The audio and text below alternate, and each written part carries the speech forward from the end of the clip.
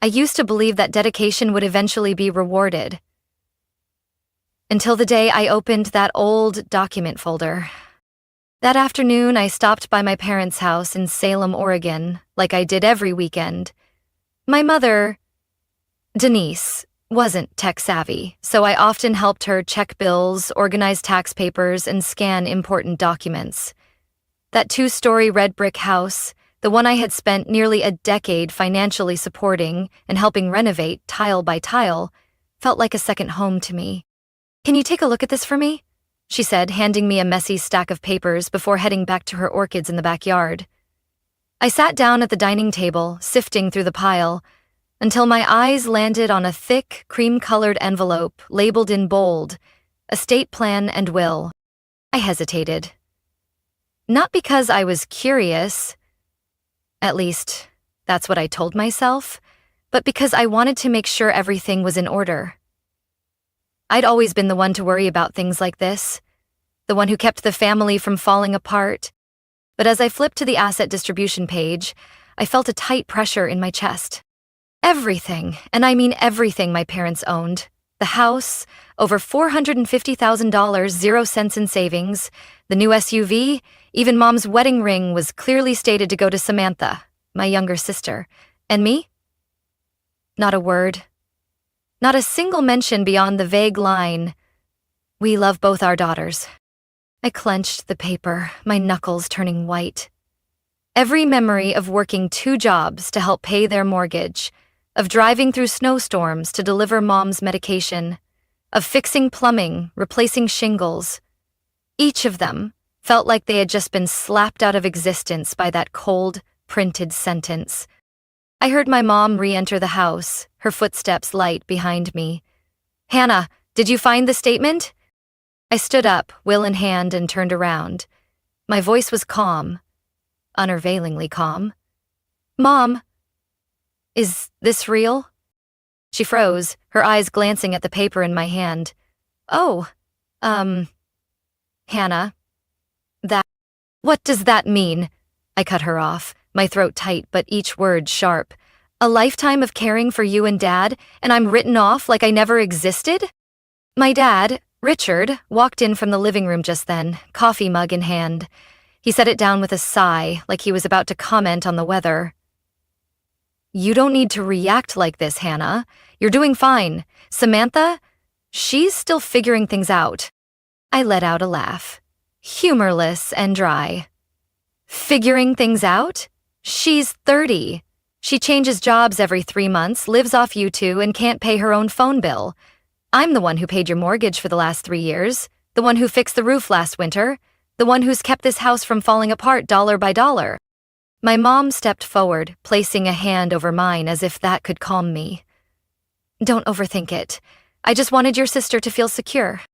I pulled my hand away, nodded slightly, my gaze ice cold. "Secure? And what about me? The only one who's kept this place standing all these years?" They said nothing. I placed the will back on the table like returning a declaration of war. "Thanks for showing me where I really stand." I walked to the door without looking back. No one called out behind me. And for the first time in years, I didn't feel hurt. I just felt empty. A quiet, hollow kind of emptiness that chilled me to the bone. I never returned to that house after discovering the will. 2 weeks passed in silence, no calls, no messages, like I had never existed in their world. I told myself if they had even a shred of conscience, they'd reach out. But instead of an apology or explanation, what I got was a message from Dad. "Hannah, this month's mortgage is due. Can you transfer it soon? Deadline's Friday." I sat frozen, staring at the message in disbelief. Part of me almost laughed. No mention of what happened, no asking if I was okay. Just a demand like I was their default ATM. I typed back, every word like ice. "I think Samantha can handle it. That house is hers now, right?" Then I set my phone down and didn't wait for a reply. 10 minutes later, the screen lit up again. This time, it was Mom.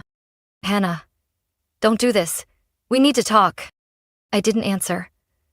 I wasn't sad. I wasn't even angry anymore. Just a kind of ruthless clarity had taken the place of every fragile hope I once held. For years, I believed my sacrifices would be acknowledged. I was wrong. And I had no interest in playing savior anymore. 3 days later, the next message came. From Samantha. You're overreacting. Mom and Dad didn't mean it like that. You've always been independent, and I'm just... not. You know that. I typed slowly, each word cutting through my sister's fake mask. Then prove you deserve what you've been given. Start by paying the mortgage. No response. Another week passed in silence, until one Monday morning, while I was sipping coffee in my kitchen, my phone buzzed with a transfer request. Exactly $2,900.00 from my mom. No message. Just a cold withdrawal request, as emotionless as the way they'd written me out of everything. I hit decline without a second's hesitation. Minutes later, the phone rang. It was Mom. I let it ring to the fourth buzz, then declined the call. A message followed immediately.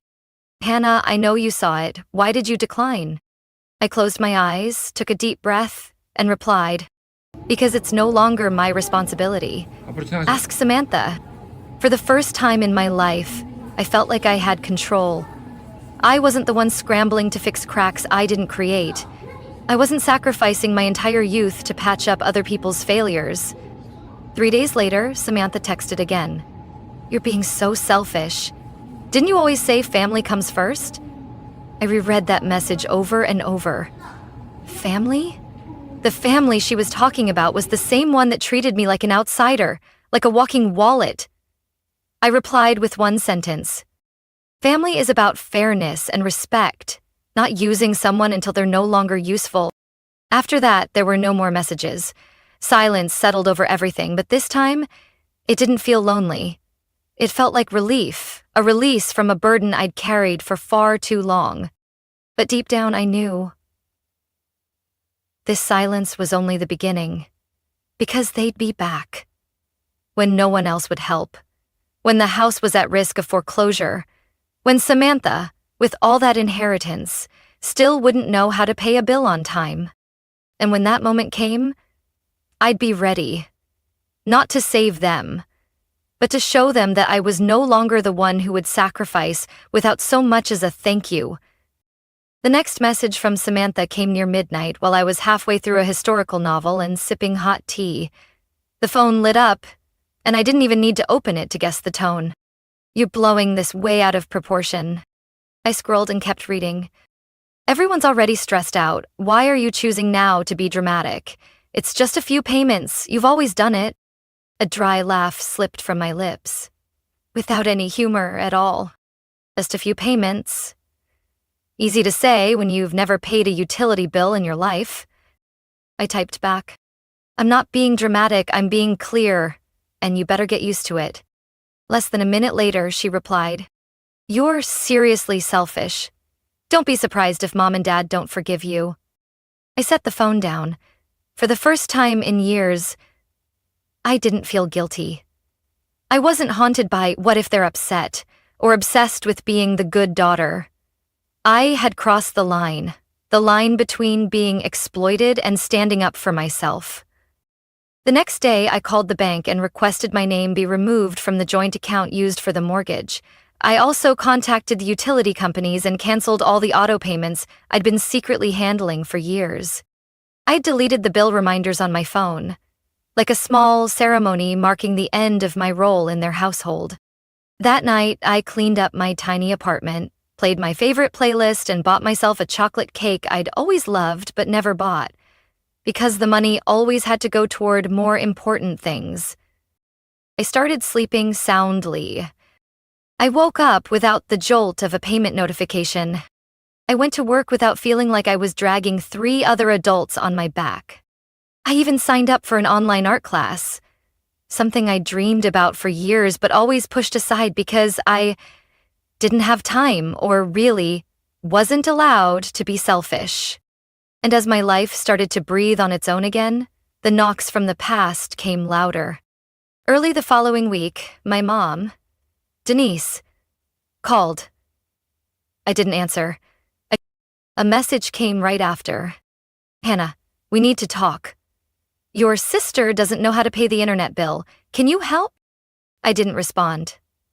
2 days later, another one.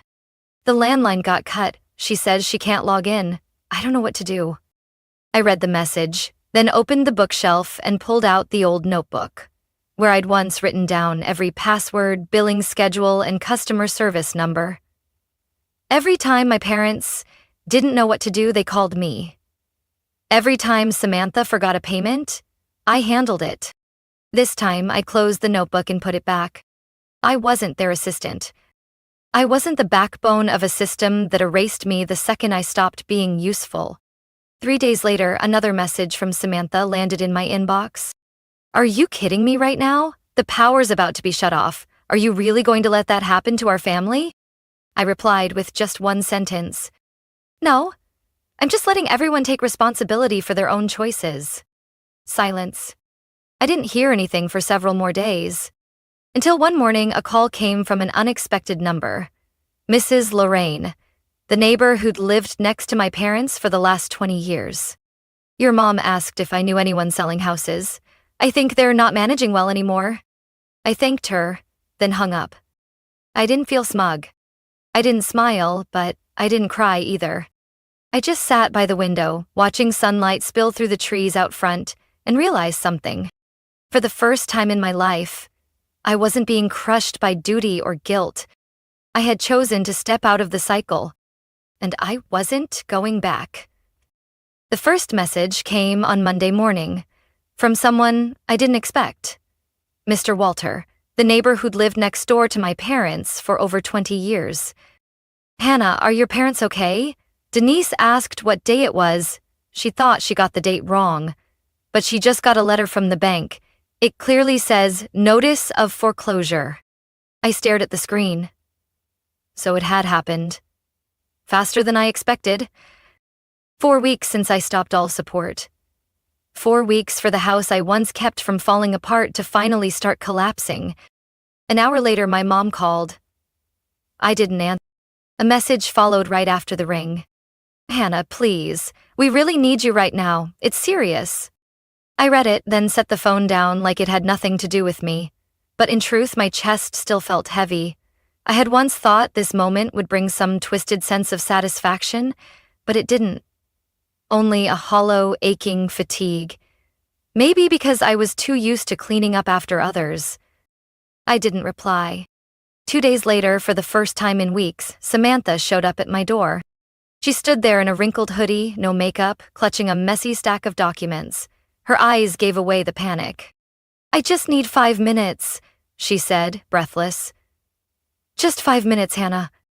I crossed my arms, blocking the doorway, not a single ounce of sympathy in my eyes. You here to ask for money? Not money, she blurted out, her voice shaky. I need your help talking to the bank. I don't understand the terms they're using. I'm overwhelmed. What about the inheritance you got? I asked, my tone as casual as commenting on the weather. She looked down and mumbled, It's tied up in an investment portfolio. If I withdraw now, there's a penalty. I didn't think it would spiral this fast. I raised an eyebrow. Yet you signed for everything without hesitation. I thought Mom and Dad had it under control. They said it was all set. I didn't think... Exactly. You didn't think. Like, always. Samantha fell silent. I stepped out and pulled the door closed behind me. This is the lesson you need to learn. Everyone stumbles. But no one grows if someone's always there to catch them. You're really going to let them lose the house? I'm not letting anything happen. They made their choice, now they live with it. I turned away, leaving Samantha standing alone in the building's hallway. 3 days later, I ran into Ben, an old classmate turned real estate agent, at a networking event at the local arts center. I was just about to tell him about the photo project I'd been working on when he interrupted, eyes wide. Hey, is your parents' house on Vine Street? I nodded. Someone on my team mentioned them. Sounds like they're urgently looking to sell. Old house, needs work, high foreclosure risk. Are you doing okay? I gave a faint smile. I'm fine. I guess they're not. Ben looked like he wanted to say more but decided against it. That night, I opened my laptop and spotted an email from a legal aid organization I volunteered with back in college. They were recruiting mentors for a new program, helping seniors manage housing debt. I smiled softly. Life had a strange way of circling back. I sat quietly for a long moment before starting the application. Not for my parents. Not for Samantha. For me. The one who had finally learned to let go. I didn't need to save the old house anymore, but if I could use what I'd been through to keep someone else from falling into that same cycle, that would be worth it. Saturday afternoon, I had just wrapped up a photography workshop and returned to my quiet little apartment, expecting nothing more than a hot cup of tea and a peaceful evening. But as I pulled into the parking lot, I saw a familiar silver minivan parked near the gate. 4 years ago, I had co-signed for that van when my dad, Richard, could no longer make the payments. I'd transferred the title to him last year as a final gesture of trust. Now it sat there like a bitter reminder. I got out of my car, walking slowly. My parents stood waiting near the building entrance. Samantha stood a bit behind, clutching her purse, eyes full of barely concealed worry. I said nothing. I stopped a few steps away, arms crossed, waiting. My mother, Denise, spoke first. Her voice was trembling. Hannah, I'm sorry we had to come here, but things have gotten out of hand. The bank's coming to reassess the property next week. My father continued, his voice lower and wearier than I'd ever heard. We made a mistake, I know that, but if the house is taken, your mother won't be able to handle it. I looked straight at him, my gaze colder than it had ever been. Then why, when writing the will, did you decide I wasn't worth including? He dropped his eyes, fingers fidgeting with the edge of his coat. Back then, we thought you'd be fine. You've always been strong. But Samantha,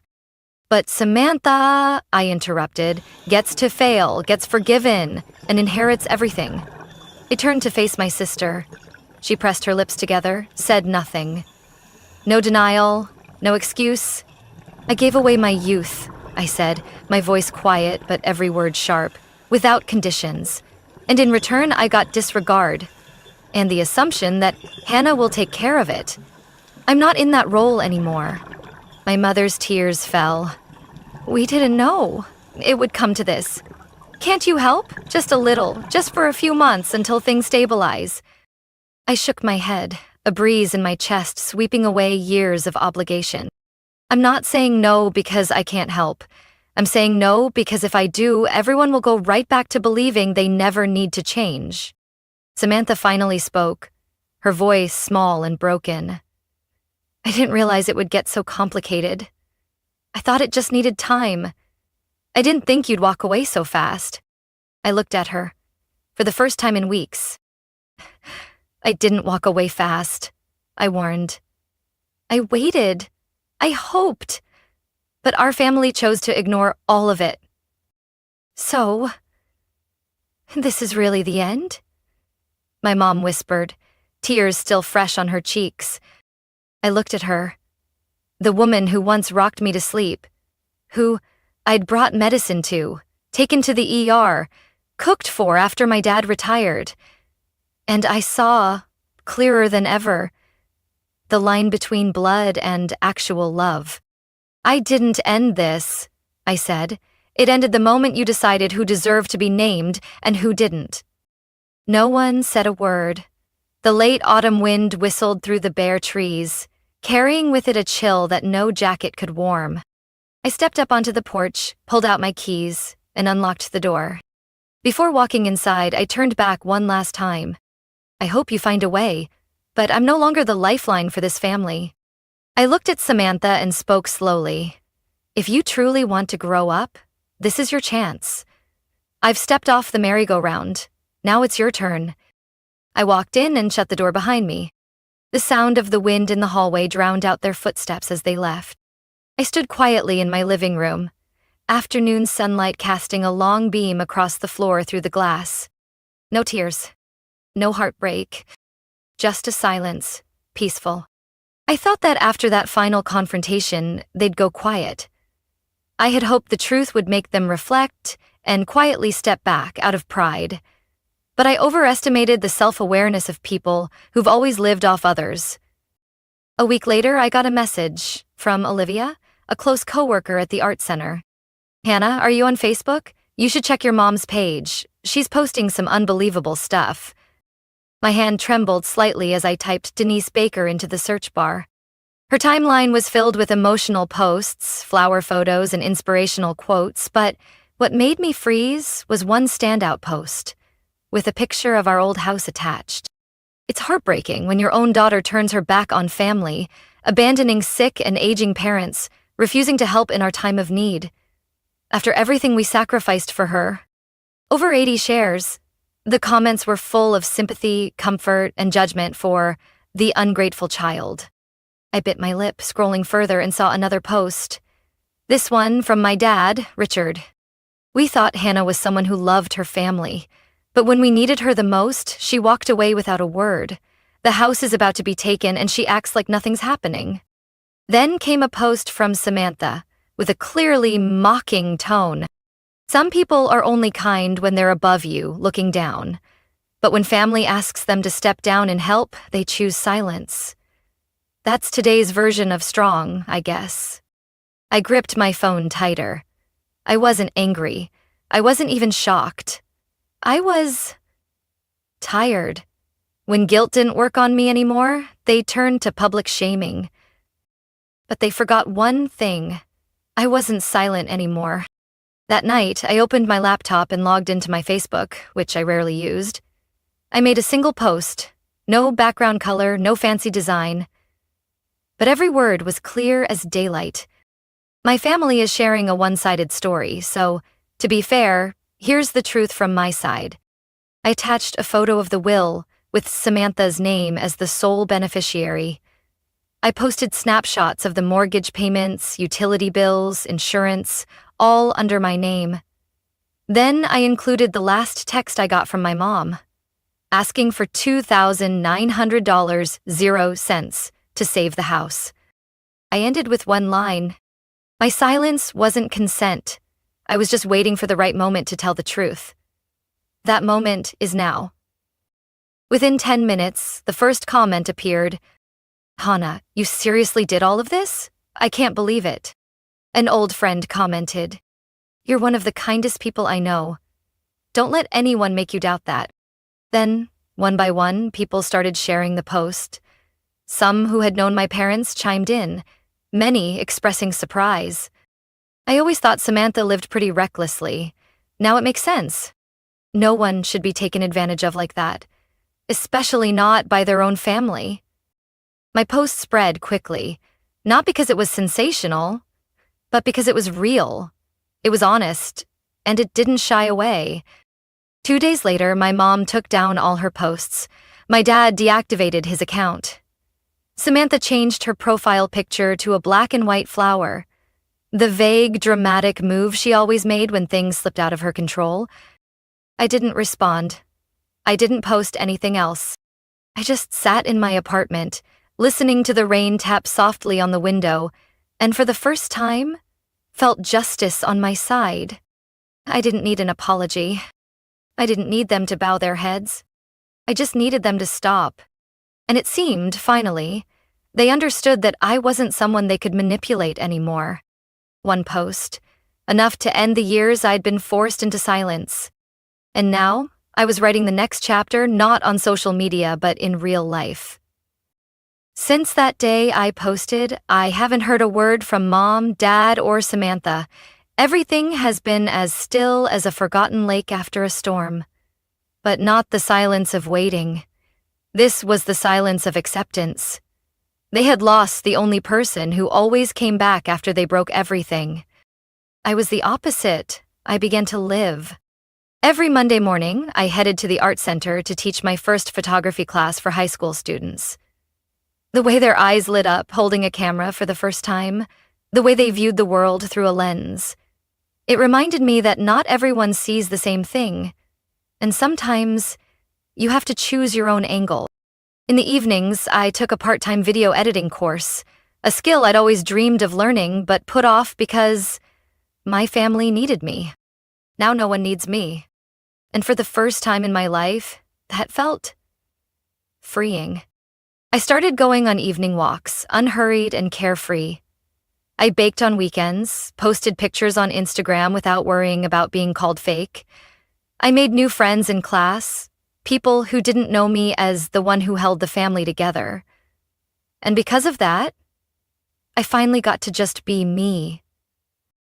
While I was learning how to breathe, across town, the house at 218 Elm Street began popping up on real estate listings.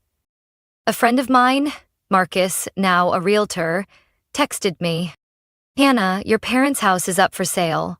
Asking $390,000, 0 cents, but no offers. Looks like they couldn't fix the roof or the faulty wiring." I wasn't surprised.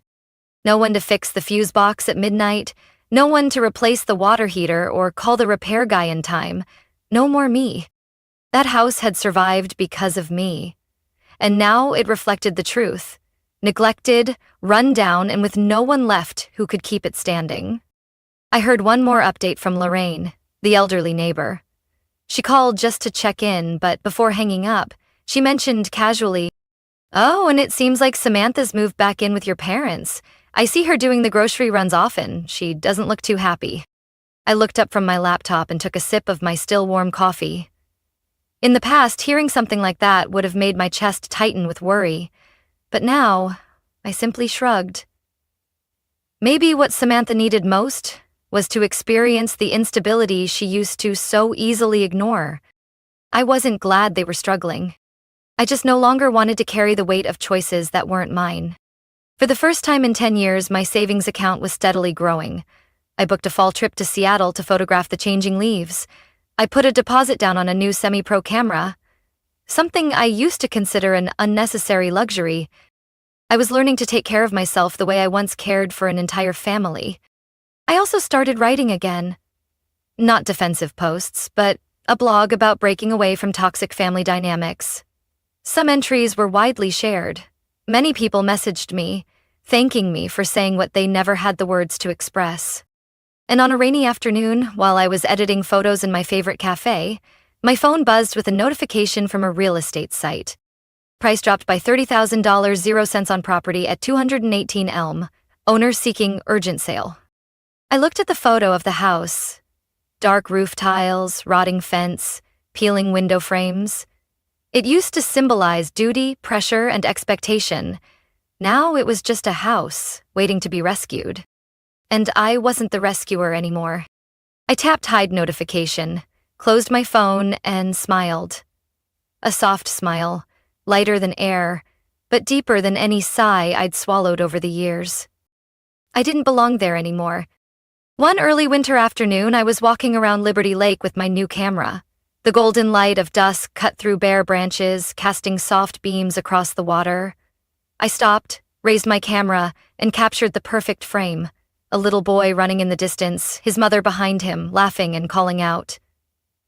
In that moment, I realized some things aren't meant to be held on to because they were never truly yours to begin with. I used to believe family was something you could never lose, that blood was an unbreakable bond. But now I know the thing that makes a family real isn't DNA, it's respect and gratitude. I had given everything in hopes of being seen, and in return I became the name left off a will, the one called dramatic for refusing to carry others' burdens any longer. I wasn't angry anymore, not really. I had just let go. They still lived there, in that old house, now listed for the 3rd time. Word was, whenever someone came to view it, Samantha tried to act like a responsible homeowner. But when asked about maintenance records or repair bills, she'd just smile awkwardly. Because all those years, no one ever taught her what to do. I never went back, not once. My mother once sent me a handwritten letter, sealed in a familiar blue envelope with handwriting I knew by heart. She wrote about her sleepless nights, not knowing where to begin again. That Your father isn't as strong as he used to be. At the end, she wrote, I don't know how much time we have left to fix things, but if you're willing, I'm still here. I folded the letter. I didn't tear it. I didn't reply. I placed it in the drawer beneath my desk, next to undeveloped photos and half-finished drafts. Things that needed time to be understood and accepted. I didn't hate them. I just no longer had the strength to keep sacrificing without being heard. I kept working, kept teaching, kept creating and capturing. I even held a small photo exhibit at a friend's cafe, showcasing images that traced my journey to healing. Early mornings in the park, golden light on quiet streets, an elderly woman's thin hands holding a warm mug, a single flower fallen on cracked pavement. A middle-aged woman came up to me afterward, shook my hand, and said, I don't know why, but every photo of yours feels like it's speaking for someone who's been silent for a long time. I smiled, saying nothing, because she was right. I had spent my life staying quiet, for peace, for the role of the good daughter, for the hope that enough giving would earn me the love I longed for. But now, I've chosen a different kind of peace. Not one that comes from others' approval, but from finally choosing myself. I've learned how to love myself, unconditionally. I've learned to say no, without guilt. I've learned to let others face the consequences of their own choices. And most importantly, I've learned not to look back. They're still my family, on paper, in memory, but they're no longer at the center of my every decision. I don't know what the future holds, whether there'll be a reunion or if things will remain as they are, but that doesn't matter anymore. Because in the end, I finally understand. Family isn't just the people who share your last name. Family is the people who value your presence. The ones who don't treat your kindness like a duty. The ones who make you feel seen and chosen. And if none of them can do that, that's okay. Because I have a family, me, and I don't need to look anywhere else. My story isn't a tragedy. It's an awakening. I once believed that love and sacrifice would always be rewarded, that family was unshakable. But the truth is, no one deserves to be taken for granted, not even by their own blood. I've learned to set boundaries, to walk away when necessary, and to choose myself without regret. Now I live with lightness, freedom, and peace, not because they changed, but because I changed myself. What do you think about Hannah's decision? Was she too harsh, or was this the only way to truly protect herself? Share your thoughts in the comments below. And don't forget to follow the channel for more heartfelt stories about real family life.